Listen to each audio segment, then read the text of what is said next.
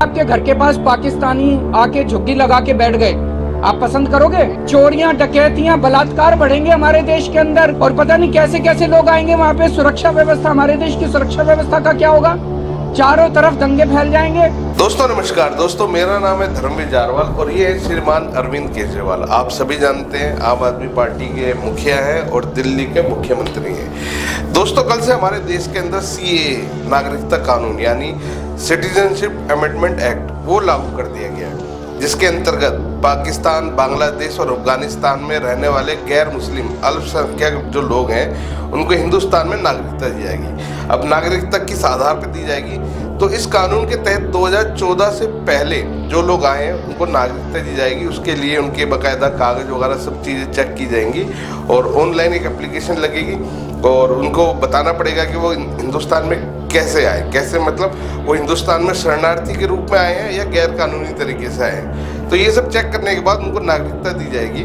और दोस्तों बड़ी ही एक हैरानी वाली बात मैं आपको बताता हूँ। आप खुद जानते हैं जब हमारे देश में सन 47 के अंदर हिंदुस्तान पाकिस्तान का बंटवारा हुआ और पाकिस्तान बांग्लादेश का जब अलग अलग हुए तो बहुत सारे लोग हमारे देश के जो हिंदू, सिख जो ईसाई लोग थे वो पाकिस्तान में रहे हैं, कुछ बांग्लादेश में भी हैं और काफ़ी सारे सिख हमारे जो हैं वो अफगानिस्तान में भी हैं। और ये चीज़ें छुपी नहीं है क्योंकि कई ये जो राज्य, ये जो देश है, पाकिस्तान हो गया, बांग्लादेश हो गया, अफगानिस्तान हो गया, ये एक इस्लामिक कंट्रीज है और इनके अंदर हिंदू और सिखों के साथ किस तरह का व्यवहार किया गया वो किसी छुपा नहीं है। हिंदू हमारे पाकिस्तानों के अंदर इस बुरी कंडीशन में रहे हैं कि जब उनसे पूछा जाता है तो वो बेचारे रो पड़ते हैं। अगर ऐसे लोग हमारे देश में वापस आना चाहते हैं तो उनको सीएए के अंतर्गत उनको बाकायदा नागरिकता दी जाएगी।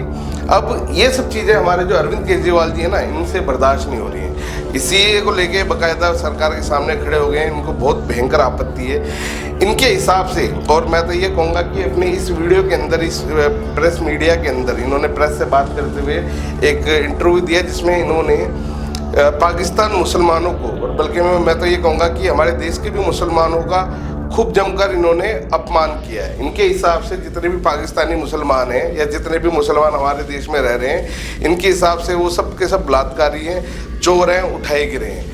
और यही चीज़ें इन्होंने हमारे देश के जो सिख कम्युनिटी है, सिख जो लोग हैं उनके बारे में भी कहा है। इन्होंने अपनी इस मीडिया में, प्रेस कॉन्फ्रेंस में ये तक कहा है कि जो लोग कनाडा में जाके, जब कनाडा ने अपने यहाँ के लोगों के, बाहर के लोगों के लिए जब सिटीजनशिप खोली वहाँ की, तो बहुत सारे लोग वहाँ जाके वो बस गए और वहाँ जाके अराजकता फैलाने लगे और वहाँ एक अजीब सी स्थिति पैदा होगी। जबकि आप सभी जानते हैं कनाडा के अंदर मैक्सिमम लोग जो हैं वो सिख रहते हैं और हिंदुस्तानी सिख वहाँ रहते हैं। तो इस तरीके से अपने इस मीडिया प्रेस कॉन्फ्रेंस में इन्होंने बाकायदा मुसलमानों और सिखों का खूब जमकर अपमान करा है। नागरिकता कानून के बारे में इनको शायद ज़्यादा जानकारी नहीं है पर लोगों को जमकर ये बेवकूफ़ बना रहे हैं। तो क्या कुछ कहा उन्होंने अपनी इस वीडियो के अंदर, आप भी देखिए और इस वीडियो के बारे में आपकी जो भी राय हो आप इसमें कमेंट कर सकते हैं। और अरविंद केजरीवाल जी की जो जानकारी है सीए को लेकर, उसके बारे में आप क्या सोचते हैं? देखिए सीधी सी बात है, कानून सीए का जो कानून आया है उसमें ये लिखा है कि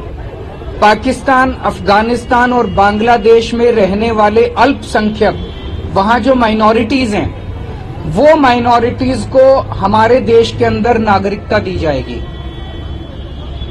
वहां पे लगभग 2.5 से 3 करोड़ माइनॉरिटीज हैं तीनों देशों के मिला के। अगर उनमें, वो बहुत गरीब देश हैं, अगर ऐसे हमने अपने दरवाजे खोल दिए उनके लिए, देश के दरवाजे खोल दिए उनके लिए, अगर उन 2.5-3 करोड़ लोगों में 1-1.5 करोड़ लोग भी हमारे देश में आ गए, उनको कहां बसाएंगे? उनको कहां रहने की जगह देंगे? वहां उनको जॉब्स कहां से देंगे? नौकरियां कहां से देंगे? घर कहां से आएंगे? तो जाहिर तौर पे जो नौकरियां और जो रोजगार हमारे बच्चों को मिलने चाहिए वो रोजगार तो वो ले जाएंगे। और जो इतने सारे, इतनी भारी हम तो दरवाजे खोल रहे हैं, इतने गरीब लोग वहां से उठ के आ जाएंगे बाकी पड़ोसी देशों से, इतने गरीब लोग उठ के, मैं हिसाब लगा रहा था अगर 1-1.5 करोड़ लोग भी आ गए, आजादी के बाद 1947 में जितना बड़ा माइग्रेशन हुआ था उससे कहीं ज्यादा बड़ा माइग्रेशन इस एक सीए के कानून से होने जा रहा है। आपके घर के पास, मैं पूछना चाहता हूं देश के लोगों से, अगर आपके घर के पास पाकिस्तानी आके झुग्गी लगा के बैठ गए, आप पसंद करोगे? कितने लोग पसंद करेंगे?